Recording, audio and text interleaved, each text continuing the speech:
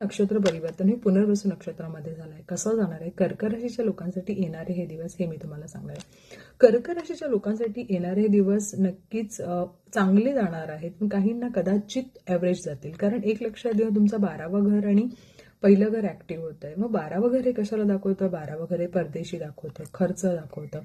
त्यामुळे काही लोकांना एवढं मात्र आहे की सणावारासाठी, धार्मिक कार्यासाठी तुमचे नक्कीच खर्च खूप वाढणार आहेत. काही जण पूजा अर्चासाठी, काही जण धार्मिक स्थळांना भेट द्यायला जातील, तिथेही तुम्हाला खर्च खूप होऊ शकतो. त्यामुळे खर्च तुमचा वाढणार आहे या गोष्टींमध्ये. म्हणजे शुभ कार्यासाठीच होईल, पण खर्च होईल. त्याचबरोबर पहिल्या घरासुद्धा एनर्जी असल्या कारणाने तुमचा ऑरा खूप चांगला हे होईल. तुम्ही ज्ञानी व्हाल, काही गोष्टी शिकाल. त्याचबरोबर धार्मिक गोष्टी फार तुम्ही कराल, कारण इथे बसणारा जे गुरु जेव्हा पुनर्वसू नक्षत्रामध्ये जातो तेव्हा तुम्हाला खूप धार्मिक बनवतं. जे गुप्त शत्रू आहेत त्यांच्याकडून तुम्हाला सुटका मिळेल, तुमची रक्षा होईल इथे. त्याचबरोबर मुलांचा अभ्यासाकडे खूप चांगलं लक्ष राहील. त्याचबरोबर ज्यांना आउट ऑफ कंट्री स्टडीसाठी जायचंय किंवा स्टेट टू स्टेट दुसऱ्या स्टेटमध्ये जायचंय त्यांच्यासाठी सुद्धा चांगलं आहे.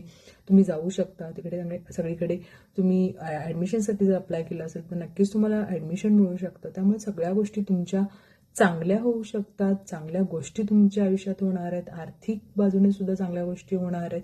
कामाचा थोडासा लोड असेल, तुम्हाला कामाला थोडंसं लक्ष देऊन करायला लागेल आणि डिसिजन घेताना तुम्हाला खूप विचारपूर्वक करावं लागेल.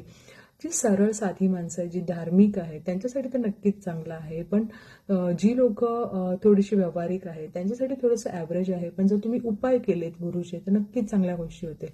इथे तुम्हाला विष्णू सहस्त्रनाम बोलायचं आहे किंवा ऐकायचं आहे.